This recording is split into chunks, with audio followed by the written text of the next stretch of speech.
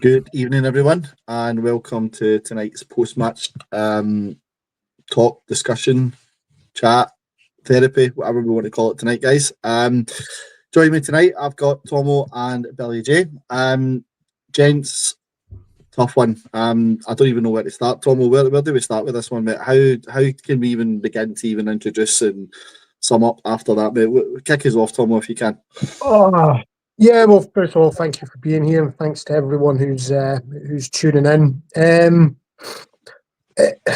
think it certainly was a game of two halves plus extra time. The result is a sore one to take. You want to win, but on the other side of it, I think there was some positives there from a managerial side of things, that we've got someone who might actually know what we're doing and be able to push us forward, in the coming weeks. But losing to them is always a tough one to take, and especially when you get back into the game so late on, you're thinking, yeah, we're going to get the momentum and kick on. It just didn't happen, but there's a lot to talk about. So we'll do our best to break it down. Yeah, absolutely. Thanks, Tomo. Billy, how are you after that? And I know it's a crazy question to ask someone how they're feeling after a defeat like that, and especially in the manner of the defeat, but try and give us a view of your feelings at the moment, Billy, if you can. Well, before the game, I was talking to my brother and I said it'd be interesting to see how Danny Rule's fledgling Rangers would do against Nick Walsh's Celtic. And I think we got the answer, because that game, to the rule of the law, should be 11 Rangers players, in my opinion. Some people seem to differ, against 9 Celtic players. And instead, we end up with 10 Rangers players against 11 Celtic players. Nick Walsh, once again, not applying the rules of the game. Nick Walsh, who sent off Diamondi when Diamondi was assaulted because his arm came up. And when VAR said there's no touch there, he hasn't hit him, went to VAR and went, I'm sticking with that. Nick Walsh cost us the game today. Yeah.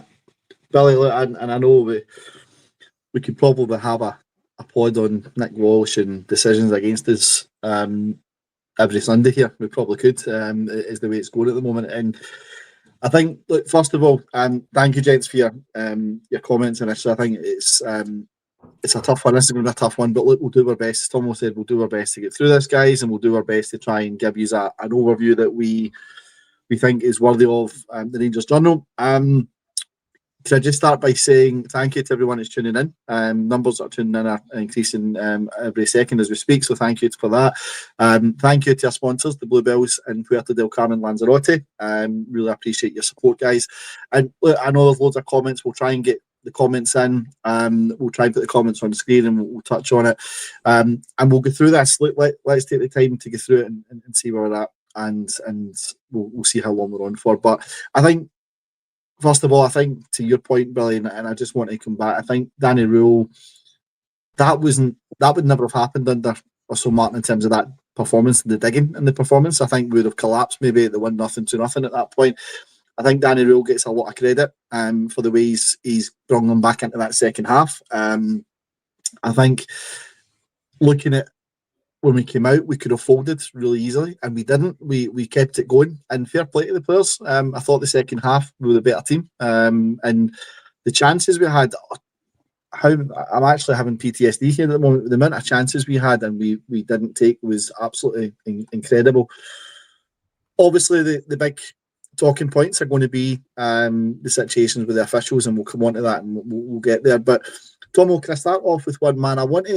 This guy seems to get a lot of negativity from Rangers fans across the board, but I think today we probably need to give him his dues. I don't think he played in any other position apart from goalkeeper, and that for me was James Tavernier. I thought James Tavernier today personally was tremendous. I think I was watching a video before the game, and it was O'Connor Goldson saying Rangers won't realise what they've got until James Tavernier has left this club, and I think James Tavernier today showed what he can bring to Rangers and what Rangers means to him.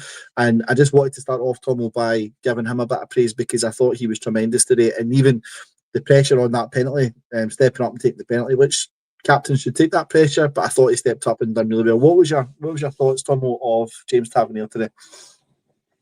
Yeah, I mean, Chris, I've always been a big fan of Tavernier. I know people will probably go in the comments or whatever and call me a happy clapper or whatever, James Tavernier's been blamed for everything from, Shergar to the JFK shooting. So, but again, today, he steps up. That penalty nearly it was our chance to go to extra time, potentially win the game. He steps up and puts that away. And let's be honest, there was probably people out there who were ready to get on social media. Oh, he's missed it. He's fucking bottled it. Whatever you want to say, but he's always been there. He's been consistent, and today he was brilliant. The fact that he's not been replaced isn't his fault. Anytime he gets put in that team, he does his best. And Connor Goldson's right. Once he is gone, we will only then realise what we have had with him. We have basically had 10 years of someone who is available every single game. And in the modern game, that is a massive plus. How many players play week in, week out and aren't injured, aren't suspended? I thought today he was brilliant. Like you say, he played pretty much every position except goalkeeper. He took the responsibility to take that penalty, knowing that if he misses it, the amount of grief he would get. But I thought he was brilliant today. And there was a lot of other players that I thought really stepped up that you will probably get to, but I will say the likes of Mikey Moore, I thought made a real difference when he came on, and we've seen that in the last couple of games. So hopefully that can that can be something that we start seeing going forward now. Yeah. Billy, just on Thomas' point about Mikey Moore, he was the second one I was wanting to bring on. I'll be honest, and this is just the way I sometimes am with Mikey Moore. He came on and my first thought, and I said it to people I was watching the game with, is what is he going to bring to this game? That was my first thought on it.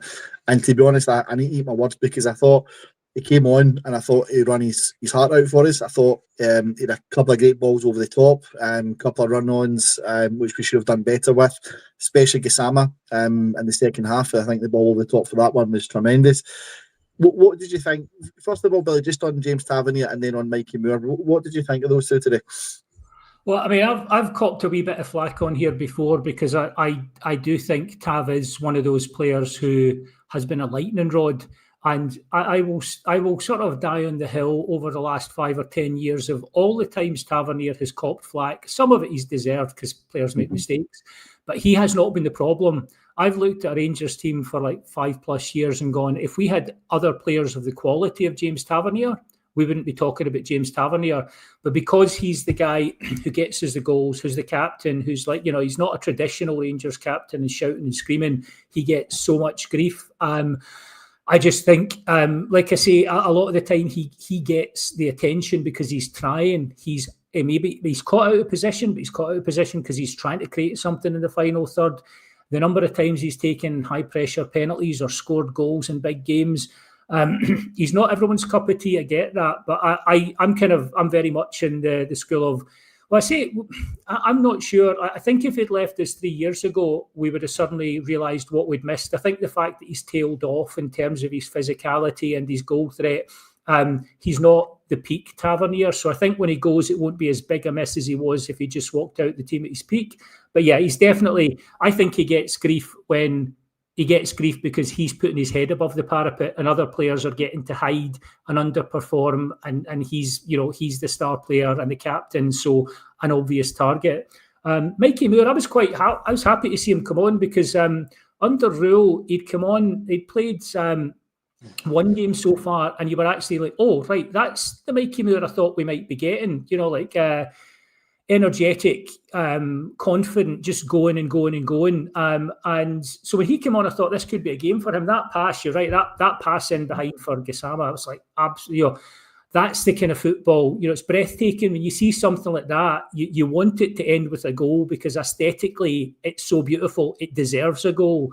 We're beginning to see the kind of player he is. And I think one of the things that intrigued me today was, I thought when we went down to 10 men, there's a reasonable expectation the team could fold, but I think two things happened. I think that one, this team has got faith that they've got a proper manager in now, a guy who tells them to do things around the pitch that will get certain results, and they're following what he says, and it's working out the way he says it will, and they're building up trust.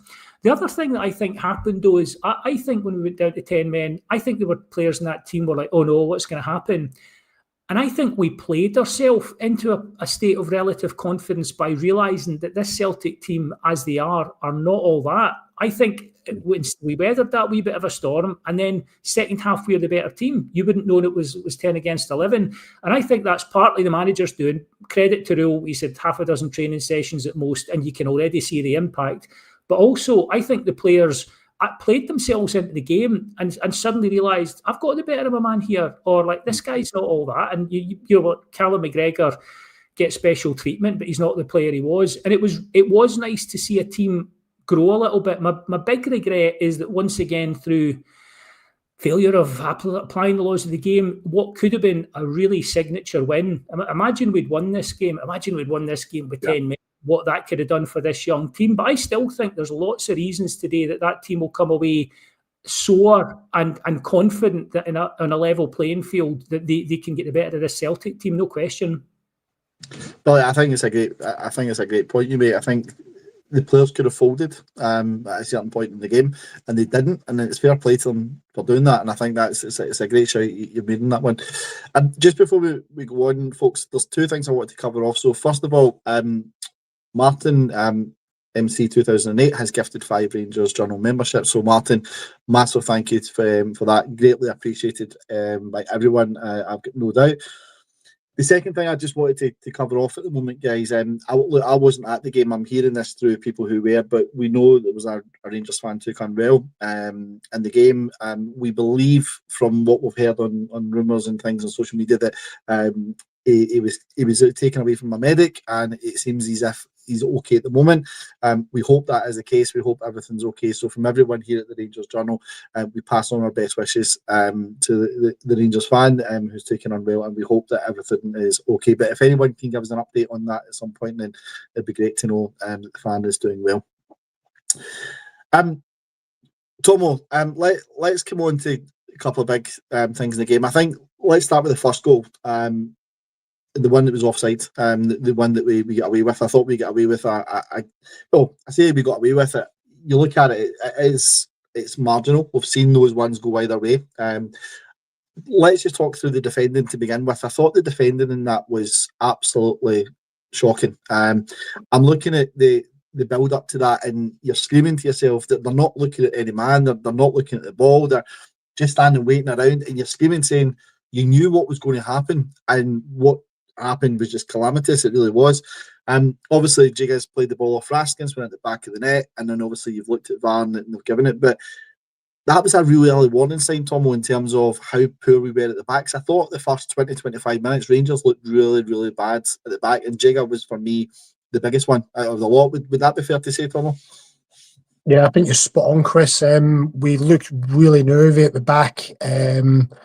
They obviously came out. We've came out with the 3 at the back, and they're trying to utilise the space down the wings, which we started to do after about 10-15 minutes.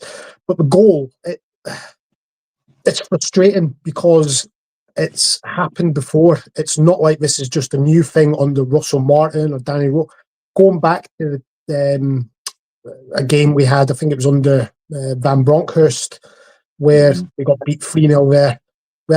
We gave away a free kick on the halfway line. I think it was Kent basically positioned the ball for the Celtic player. They've played it through, and Jota scored.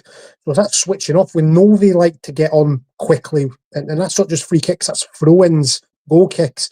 And yet we're turning our back. It's schoolboy stuff. It's, someone just needs to stand there in front of the ball, and it's frustrating. Like I say, it's not like it's just a new thing that's creeped into our game. It's been going on for a number of years, and I don't know how you combat that. The players just need to get it in their skulls.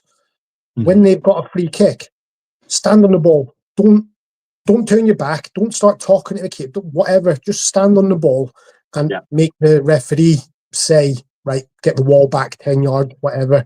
But like you say, it was absolutely calamitous, and we got away with one.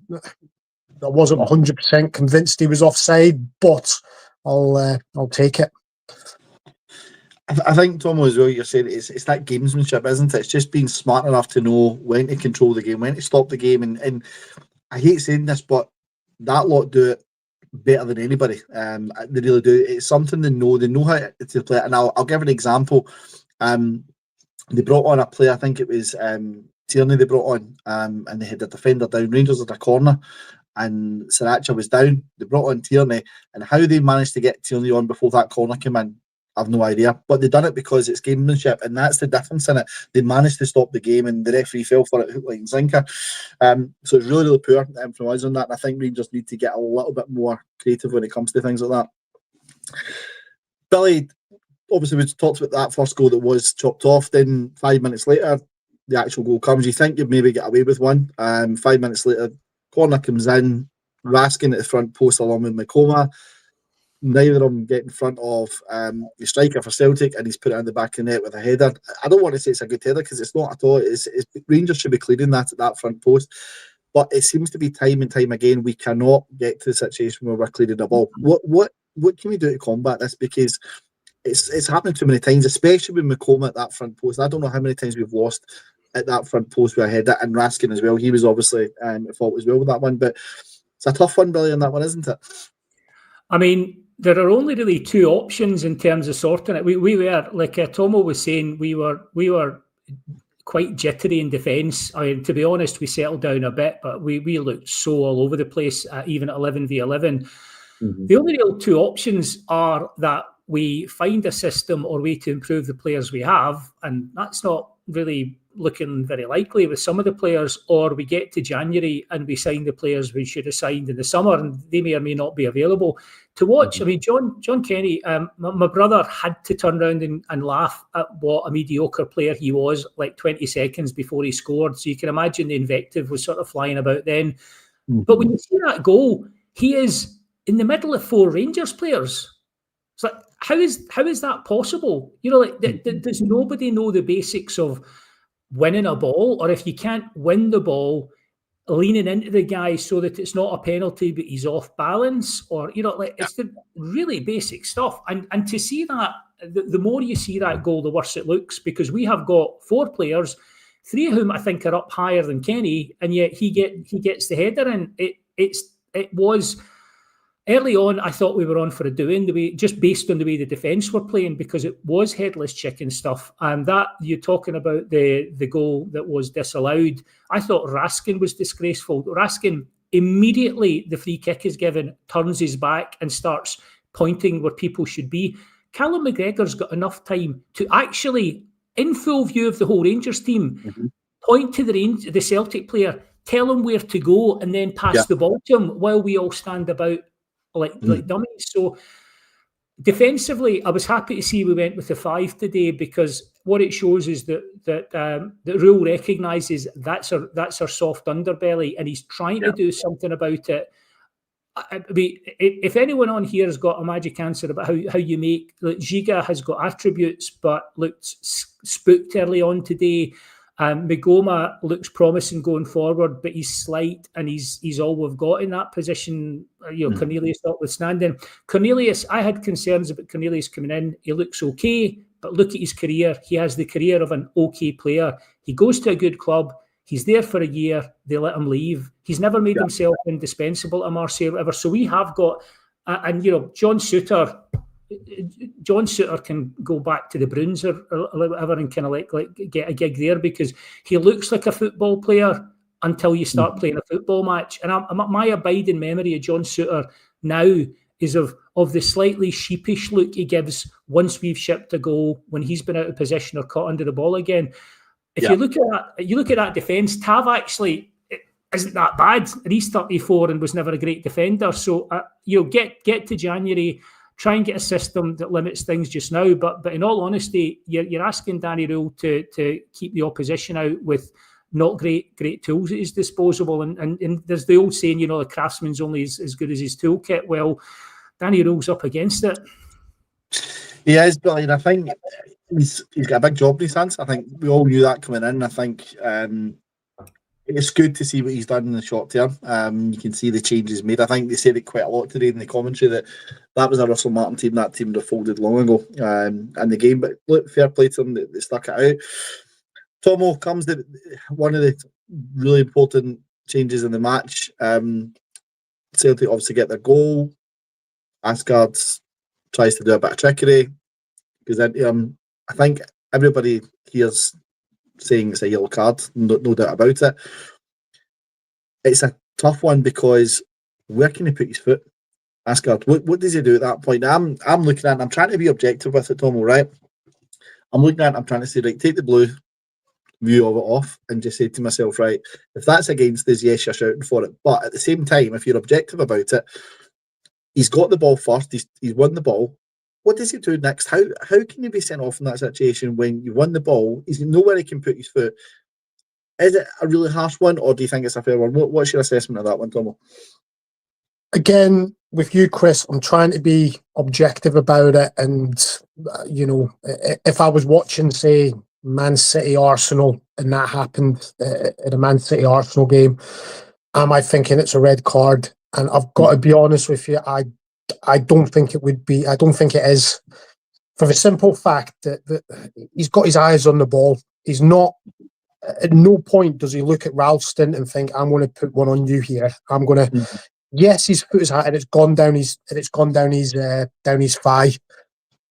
But how, like you say, where is he supposed to put his foot? He's done. Mm-hmm. He's done a little bit of skill. He's trying to control the ball as it comes down. And Ralston's come flying into him, and he's hit it. I think a yellow card all day long.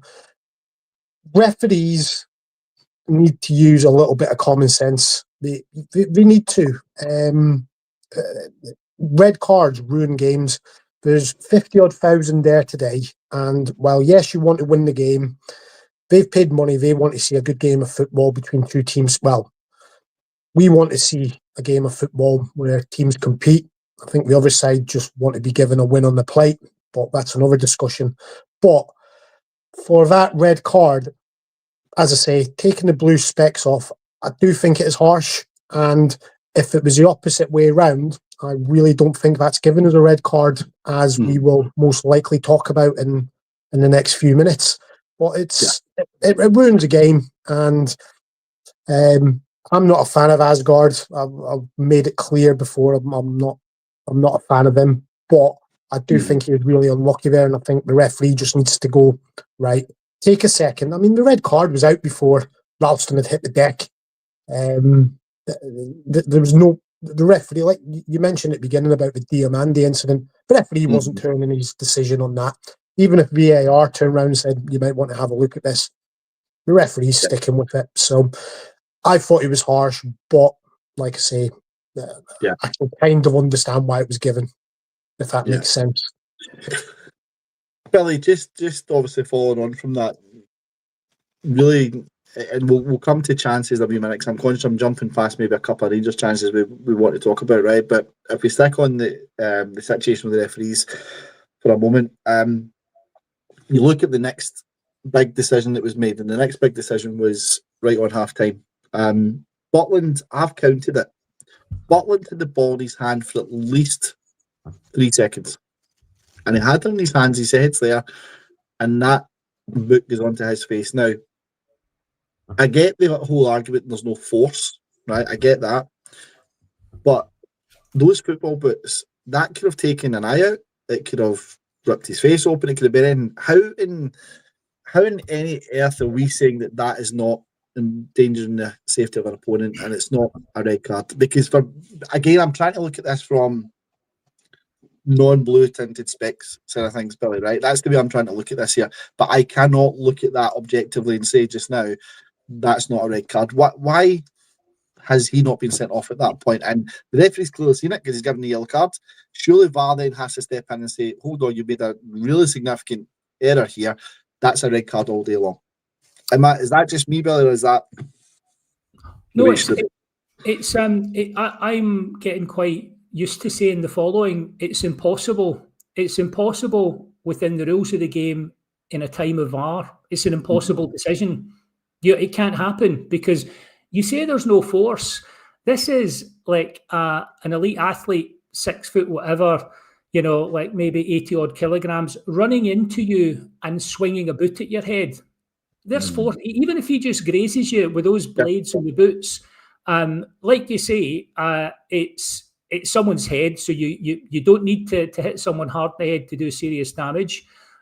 You've got like the full force of a player running in. Like you say, the thing about it that's so telling is I think whether he's had a brain fart, whether he's going to be malicious, whether he's trying to do the professional foul thing of, oh, the keeper's got it, I can leave a wee bit on him. But like you say, Chris, Butland has the ball to his stomach.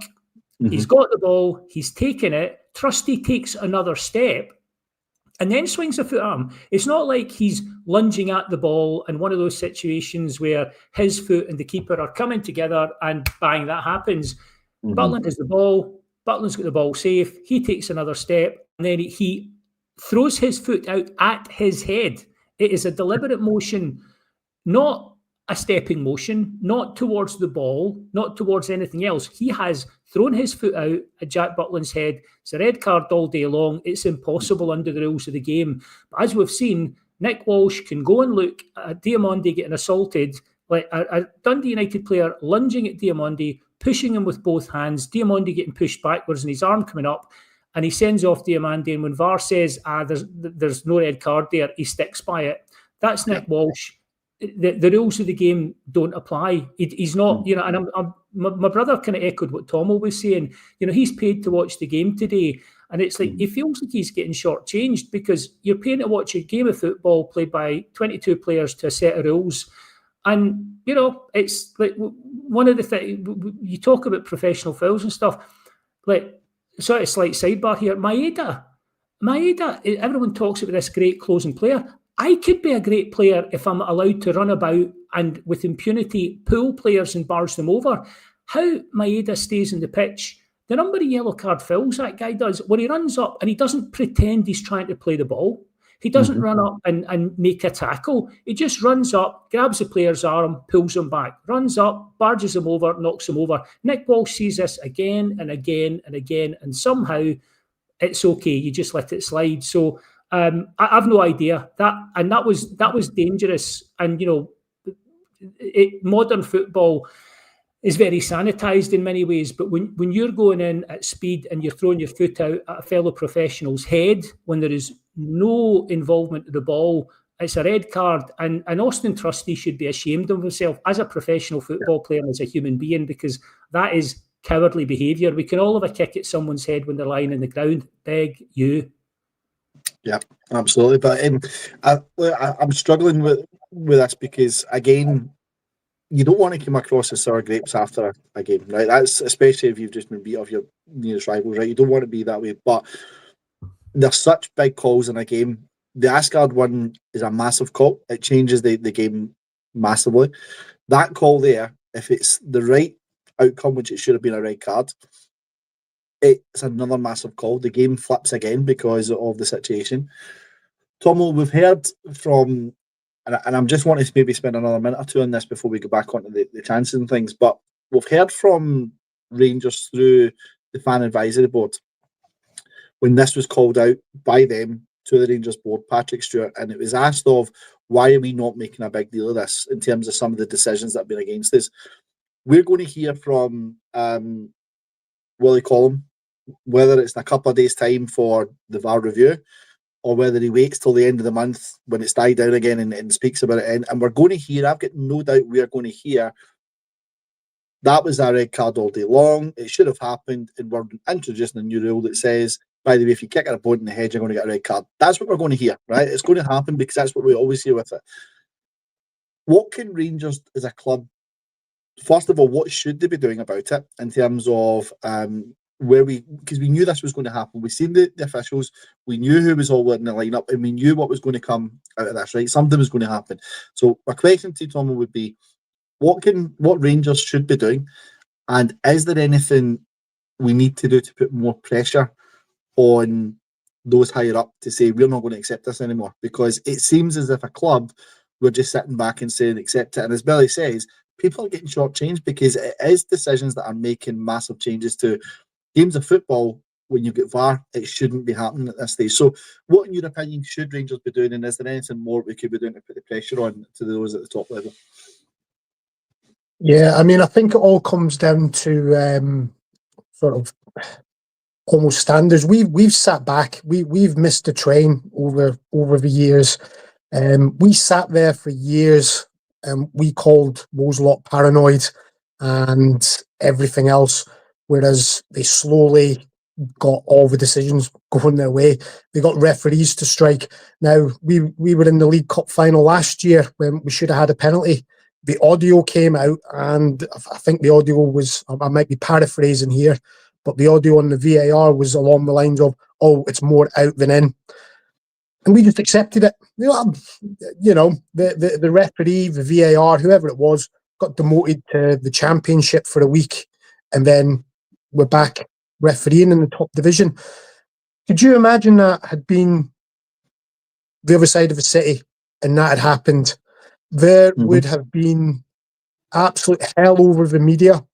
The placemen in the media who they have got would have been shouting everywhere for sackings, inquiries by the Scottish National Party. And I'm not even joking. That's what would have happened. Whereas we've just sat back and gone, it's one of those, we just have to be better. And we need to stop accepting it. We are being shortchanged. People going to football matches are being cheated. I'm sorry, but they are. They're paying their money and we are being cheated.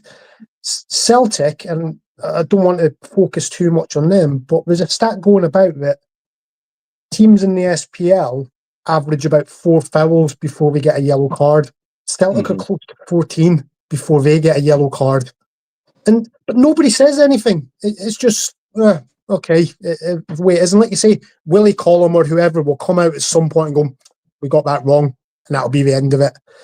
We need to kick up a fuss. We need the people who are Rangers supporters, that are in the media, that are pundits, to kick up a fuss about this.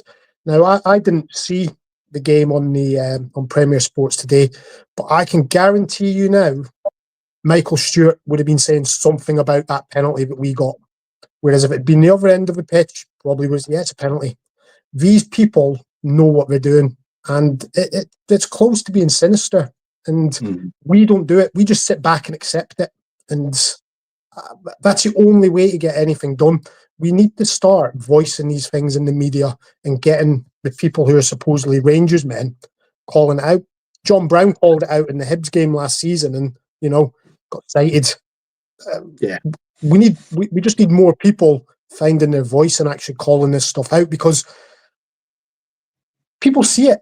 It's not that we're just making this up. People see it. Stats are there to back things up. And yeah, I don't know what the answer is, but I think actually speaking about it is the start of it.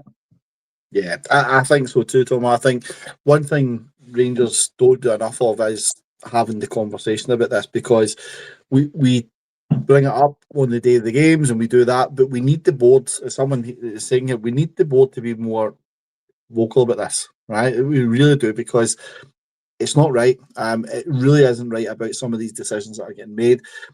Again, okay, you can probably argue about the number of fouls a player will make before he gets a yellow card and all that stuff, right? These happen in games and different referees will do things, but when the situation is like that and it's a clear and obvious decision, that's when we need to look at it and say something's not right, something's got to change here. And the thing is, for me, Billy, is this has happened all the time. This is happening consistently. Every year Rangers play Celtic, whether it's the Scottish Cup final, it's a League Cup semi-final, there's a decision being made by a referee which is making a massive change to the game, and 9 times out of 10 the decisions are going against Rangers.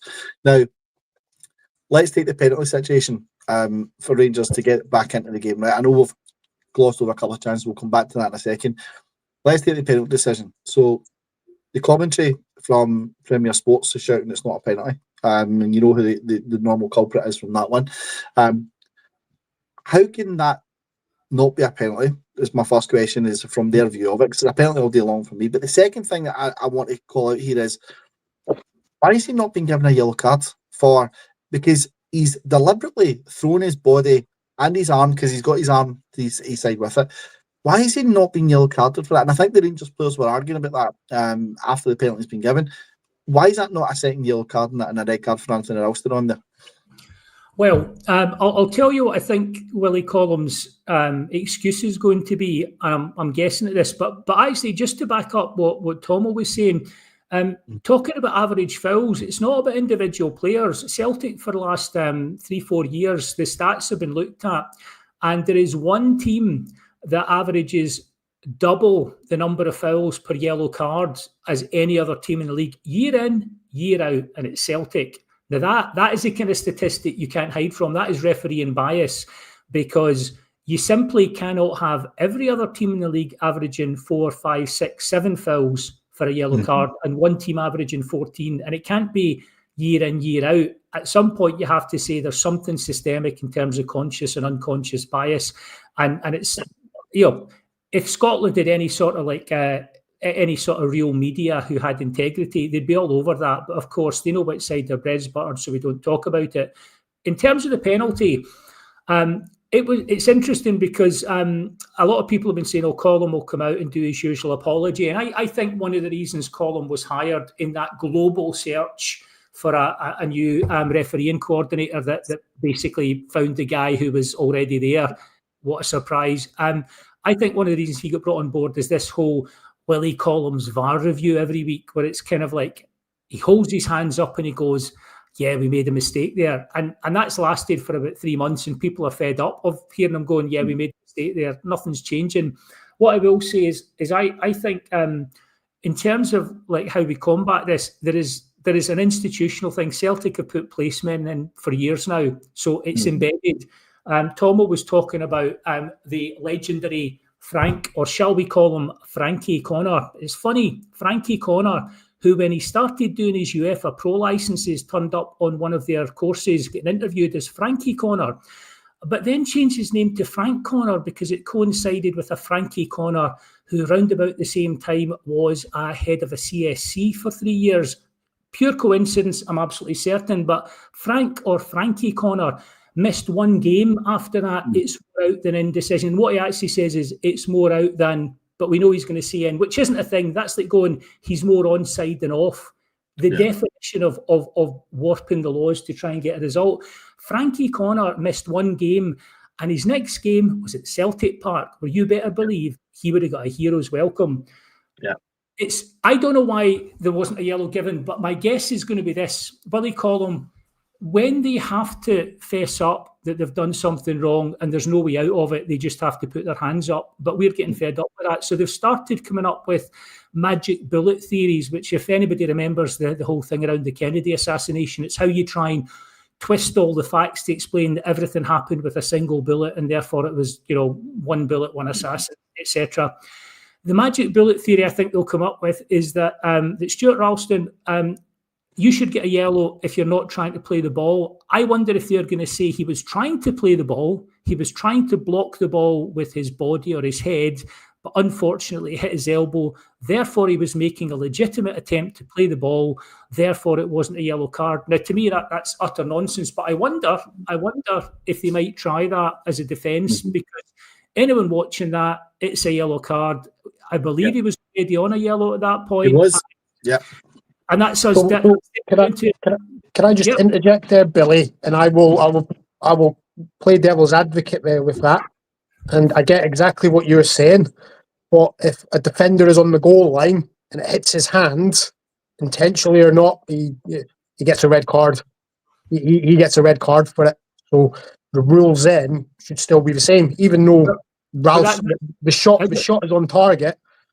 It's and I know you're not arguing for it, and I know what you're saying, but that's exactly the same thing. If a defender's on the line, it hits his hand, he's getting a red card. So I wonder if Willie Collum will say it's the difference between stopping a goal and between stopping a goal-scoring opportunity, because on the line you're stopping a goal. Ralston was stopping the ball. Schmeichel was still there to theoretically try and make a save. I don't agree with it. I think they should put their hands up and say it was a mistake. But I wonder if Willie Collum is going to try the magic bullet theory to kind of, because they've got a lot to explain in this game. So if we can maybe dismiss one of them as well, that was actually justifiable in the rules of the game. I wouldn't be surprised if they try it. I agree with you, Tom. I think what you're saying is right. I just wonder if Colin will try to pull a fast one in this. Yeah, absolutely. Guys, look, I know there's probably going to be some more said than that, and we'll probably touch on that a wee bit more in different pods coming up during the week. I've got no doubt about that. Let's cover off a couple of things that I think probably big frustrations for all Rangers fans here. And I'm going to start by with Chermiti. There's two players I want to look at. Chermiti and Gassama is the two. First of all, let's start with Chermiti. He's had two chances in that first half, two clear as day chances. And I'm talking about the one where he's put it past the post with his right foot when he should have gone with his left.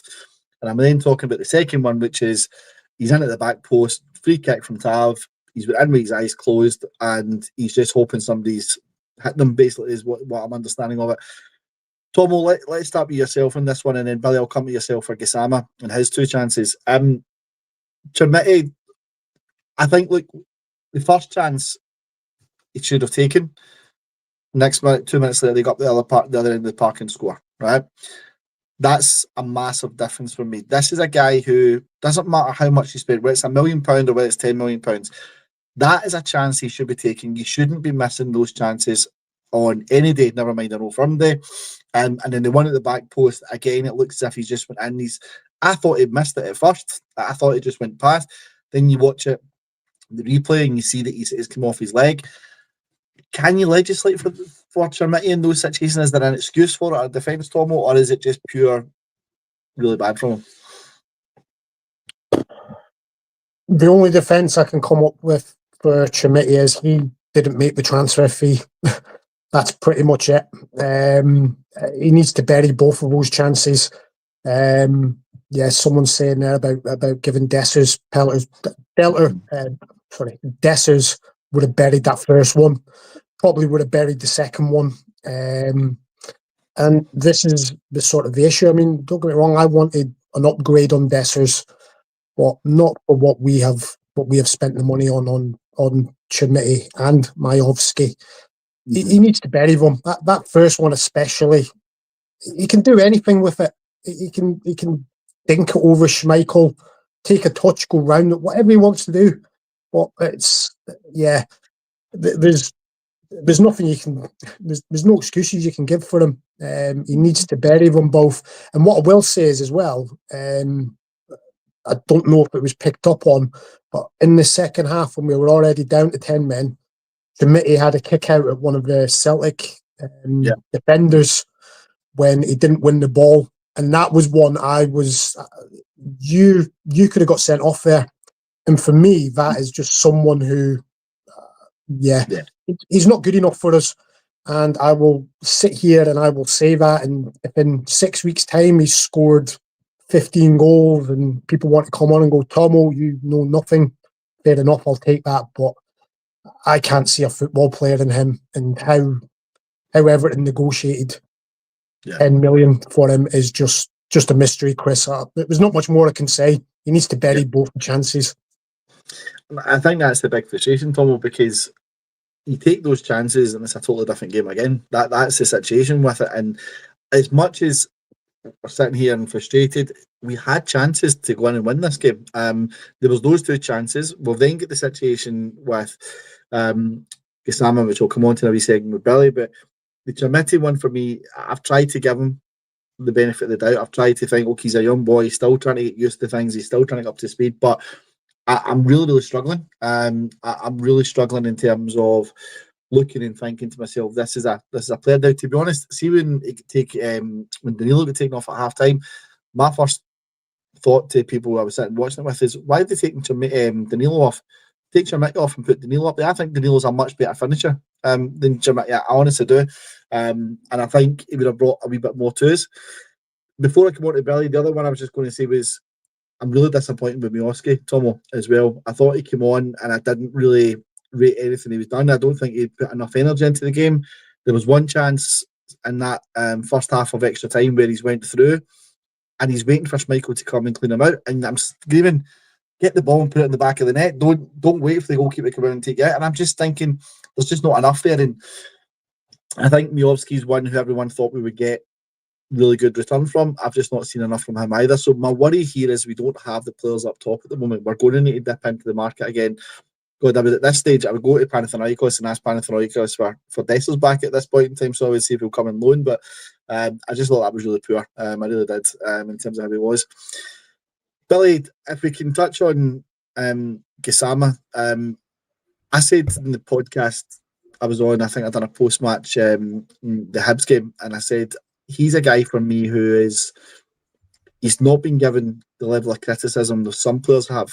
And if you watch Gisama over the last, I'm going to say 5, 6, 7 games, I don't see what he's bringing to Rangers at this moment in time. From the start of the season, he was our best player, I think, in terms of some of the goals and done well. But for the last 5, 6, 7 games, I don't think he's brought anywhere near enough to Rangers. Okay, he gets into the opportunity to take the 2 chances today, but Billy, he's got to be burying them. Those 2 chances have got to be buried. First one especially is through, clear, takes a poor touch. Second one is 1-on-1 with the goalkeeper. Why is he not putting the back to in the back of the net, Billy? I wonder if he's a player who came in like a few players, like Ant-Man was the other one, who came into the Russell Martin side and seemed to be, if not flying, then certainly they hit the ground running. There were flashes of brilliance in terms of finishing and goals, and you could see, Gisama had goals and not that many assists, and Ant-Man had loads of assists and not that many goals, but you could see what they were bringing to the team. To me, what it seemed like over a period of time is under Russell Martin, Russell Martin had a great habit of thinking he was being cleverer than he was. So he talked about Gisama not being a leader in terms of character and all that sort of stuff, but he's got personality.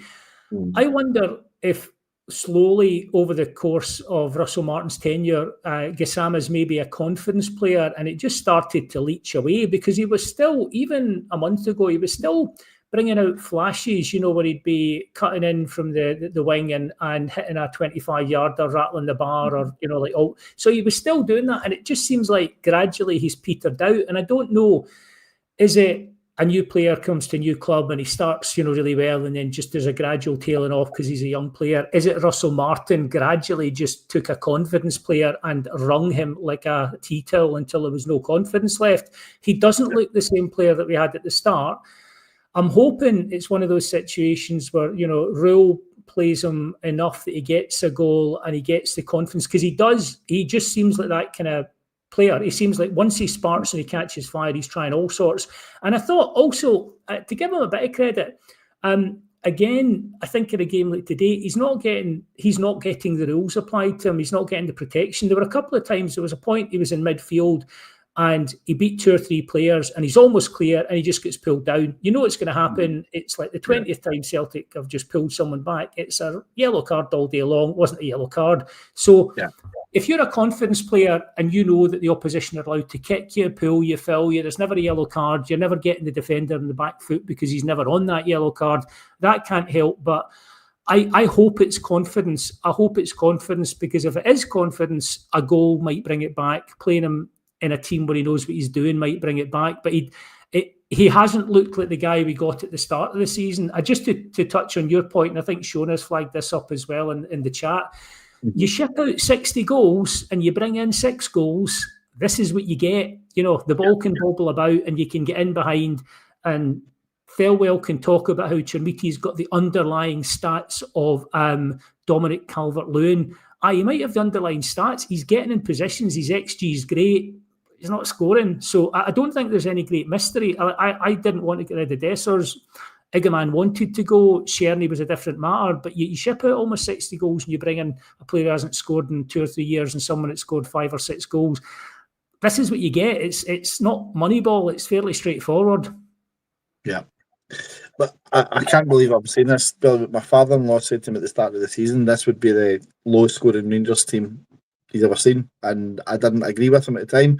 I can't believe I'm agreeing with him now. I think so it's going to be the case, because we're just not scoring enough. We're not taking enough of these chances, which is really poor. And it's a tough one, because those 4 chances you take, if you take those, it's a totally different game. Or take at least one of them, it's a totally different game in the scenario.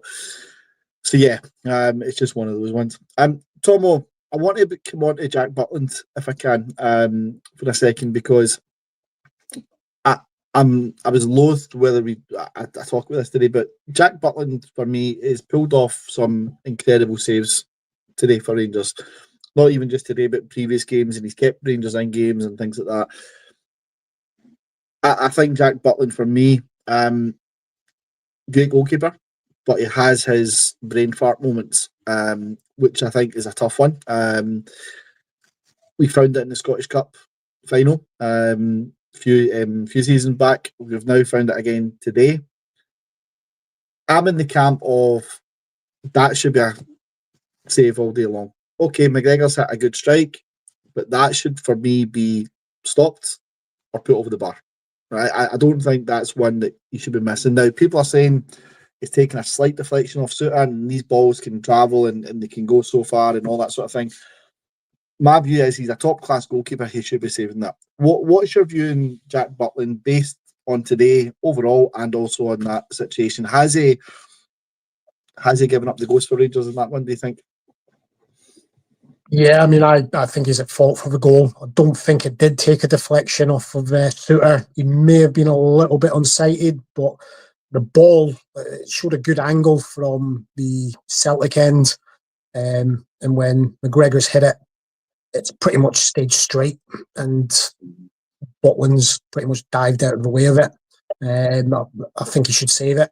And that's the difference, Chris. We're old enough to remember the likes of Andy Gorham, where Celtic would batter us for near enough 90 minutes and we'd nick a goal and win.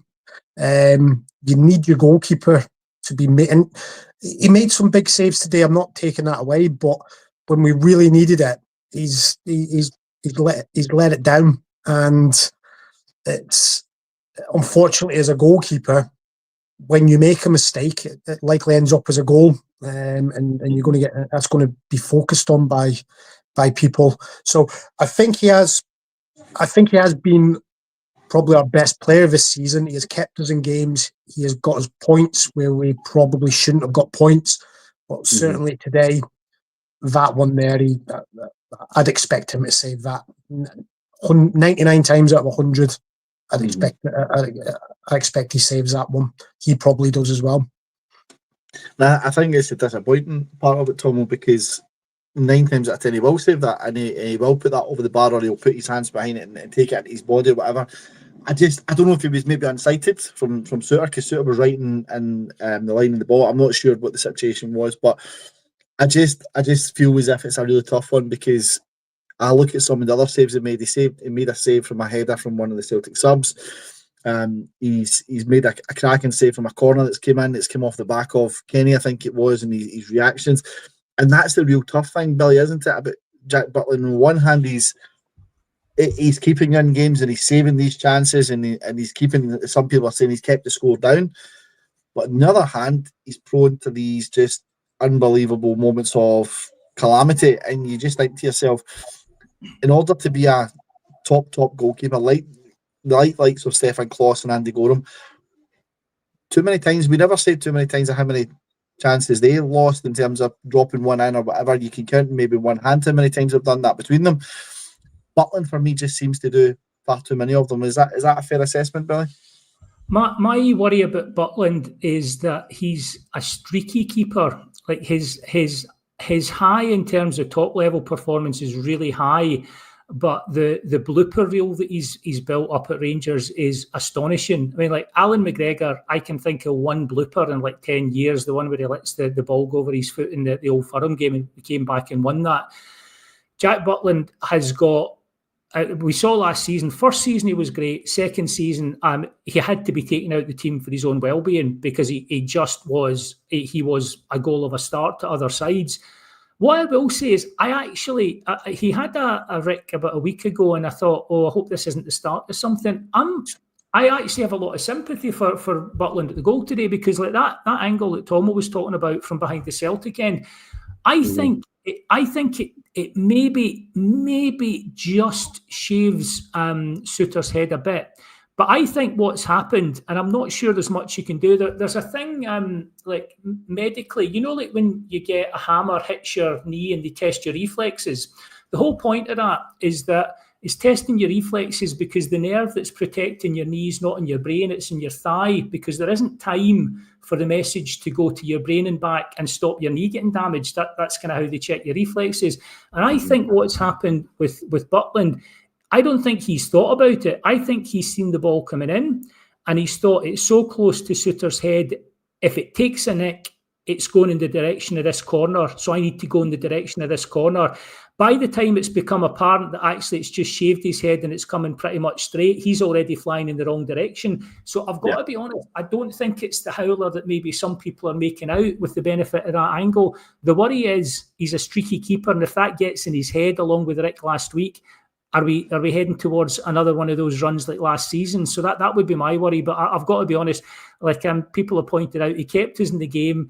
And really, I think his problem there is he's anticipated a slight nick, and by the time his body's thrown himself one way, because it's probably not even gone to his brain, it's gone straight down the middle and it looks horrible. Yeah, and I think that's the best way you can sum it up, Billy, isn't it? It's looked horrible, and when you look at back and you think to yourself, wow. But again, as I said, and I'll just for everyone that's watching, I don't want to be, I'm not throwing the full blame at him today, because I think that would be very unfair. He has kept us in the game and he's made some fantastic saves, but I'm a big fan of Jack Butland, I really am. But I just thought we had to discuss it because it's a big moment in the game, especially 2-3 minutes into the start of extra time. You're hoping you can maybe weather it for 5 or 10 minutes, then get a couple of chances. And look, to be fair, we did get chances, and Rangers have only got themselves to blame when it comes to not taking those chances. That situation for me. So, yeah, it's a tough one. In terms of the game itself, lads, there's a couple of things I just wanted to pick up on, which I'm just trying to work my head around, because I'm not understanding this. So we know Barron wasn't there today from a point of view of he was banned, so fair enough, he's not able to play. I don't know what the situation is with Cameron. I'm hoping someone can tell us was maybe injured or if. However, I don't know, but I thought Cameron would have been in there. I would have been shouting for him to be in, at least on the bench all day. But the second one, I'm struggling with at the moment, and the reason I wanted to bring this up is because somebody's mentioned it in the comments. Tomo, why is Bayrami not getting a chance? What's the situation with Nadeem Bayrami? Because okay, he's not the greatest player in the world, but he's a technically gifted player, and he's someone who at £3.5 million, he should be doing better for Rangers. He should be in a better position, but he doesn't seem to have got the chance under Martin, and he's certainly not getting the chance at the moment under Danny Rule for whatever reason. Is that a strange one for yourself, or can you understand why Bayrami's not been on the side at all? Yeah, I mean, on the odd occasion he's played this season, he's looked fit and he's looked interested. So, but he wasn't getting much of a look in under Martin. Danny Role's seen him for a couple of weeks and hasn't put. I mean, he's not in the Europa League squad, is he? So you would think that he'd be getting used in the league games, League Cup games. It is a strange one for me. I think he is a decent player, and hopefully it's maybe just a case of Role has picked this squad and what wants to sort of stick with it. And once we start getting injuries, etc., we'll start seeing him back in. Who knows what the situation is, Chris, but I would certainly be looking to have him in the squad. It's a strange one, especially with, Shona brought up there about Asgard. Asgard hasn't been doing anything, so could he be any worse than Asgard? In my opinion, no. I agree, Tom, and that's why I thought when we brought up for Bayrami, I said it to the guys I was watching the game with. Why is he not being given a chance? Where is he now?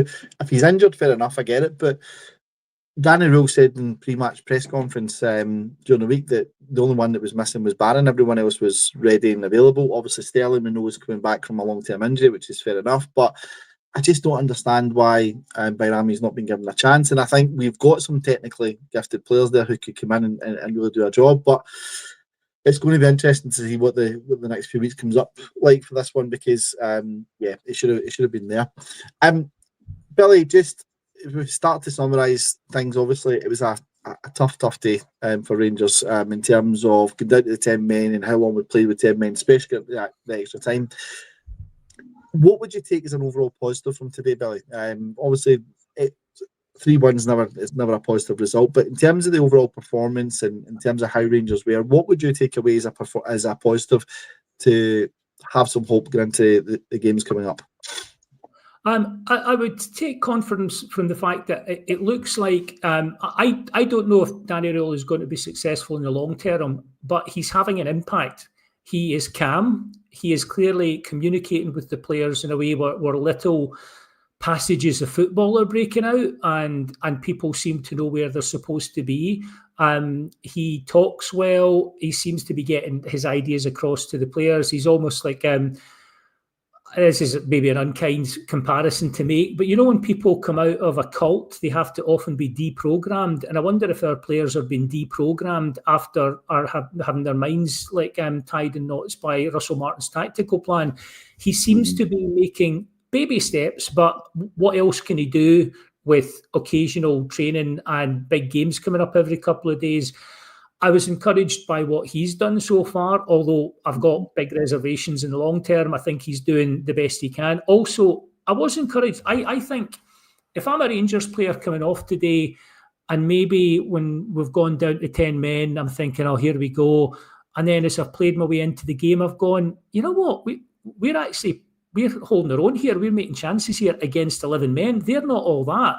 So I think it should have given younger players and new Rangers players confidence that actually this Celtic team, certainly as it is just now, is not to be feared. And that actually, I'm hoping that by the next time we play that lot, Danny Rule has got more of these patterns of plays embedded, maybe found a way to shore up the defence. The players have built their confidence. And actually, I can see Celtic getting a wee bit better, but not massively. We've shipped goals. They've shipped plenty of goals. So if I was a Rangers player, I'm coming off today feeling pretty sore, thinking we should have been 11v11, or they should have been down to 10, and we were holding our own, and we've got unlucky with a couple of goals. So I think there's reasons to be confident in the league. I think I'd like to see us get a decent result in Europe to kind of build on that confidence. But I think given that Rule was looking like third choice at one point in time, he's come in, he's settled us down. I still think it's fragile. I'd like to see us building that confidence. But I think coming out of today, if I'm a Rangers player, I'm feeling robbed. There's no other way around it. I'm feeling robbed. I'm feeling like we could have won that game with 10 men. Yeah. And that's got to give you confidence going forward. Absolutely, Billy. And I think that is what I'm walking away from today, is feeling a bit robbed in terms of some of the decision making. I think a lot of Rangers fans will feel that way in terms of how things have been. Tom, just from your perspective, what positive can you take? Anything over and above what Billy said? Do you agree with what Billy said there? Is there anything different you want to add in for any positives from today, mate?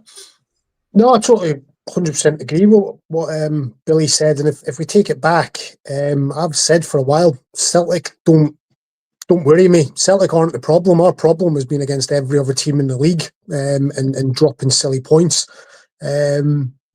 Celtic have beat us in extra time today. They beat us on penalties in the cup final last December, but they haven't beaten us over 90 minutes since September 2024. So, even down to 10 men today, we could have won that game on another day. Chermiti sticks away a couple of chances, we win that game. So the positives for me is we do look like we have got something there. Under Russell Martin, we didn't look like doing anything. I couldn't see where a win was coming from, who we were going to beat. But now, players such as Mikey Moore are coming in, and they're making a difference. They're actually showing why we signed them. So I am confident going forward, but my biggest takeaway from today is Hearts will never have a better chance of winning the league. Got to be honest with you. That is the biggest thing that I will take away from today. If Hearts don't win the league this season, I don't think they ever will. Yeah, I couldn't agree more, Tomo. I think you're absolutely spot on with that one. It shows where we're at the moment, and you're right. I think they've got a huge chance to do that, and I just hope we can get a wee bit closer between now and the next few weeks and start to cut that gap a little bit, because you want to talk about Rangers in a title race, but at the moment it's a tough one. It really is. But look, I think, gents, next game's a big one. Roma, Ibrox. Hopefully you can't get another bigger game other than an Old Firm, and obviously to get yourself away from a result like we've had today. So let's see what the boys are made of when it comes through to Roma on Thursday night, and obviously there'll be lots of podcasts talking about it leading up to it between now and then. Look, we've been on for just over an hour now. It's been a really good therapy session. These sessions absolutely helped me get over results like today, because it's a tough one. Otherwise, you just sit and stew on it for too long. So it's been really, really good to chat. It's been great to see a lot of the interaction in the comments, folks. So thank you for that. Some people in there that we've had to kick out as well because infiltrating our pods a little bit is what they are. So apologies on that, folks.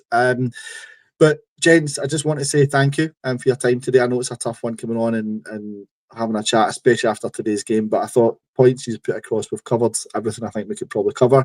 So thank you, gents, and it's been a pleasure being back on with you again. Ladies and gentlemen, thank you for your time. Thank you for coming on and interacting. Thank you for watching. Obviously, just another shout out to our sponsors, which is the Bluebells and Puerto del Carmen. Again, we really, really appreciate all the support that's there. Look, let's summarise. It wasn't Rangers Day today through a number of different things. We could have been talking about a famous victory if we'd taken more chances. There's going to be fallouts of this, I've got no doubt, in the media and the press over the coming weeks. It will be really interesting to watch the VAR show, whether it's this one or whether it's the end of the month one. It's going to be interesting to see what some of the comments are. But look, we as Rangers fans, we keep our heads held high and we puff our chests out and we get back on with it again. And I think that's what Rangers will do. And that's certainly what we will do here at the Rangers Journal. We'll go on with it and we'll see where we end up. But thank you to everyone for watching. Thank you for spending the last hour or so with Tomo, Billy and myself. We greatly appreciate it. And just remember, folks, every night is the Rangers Journal night.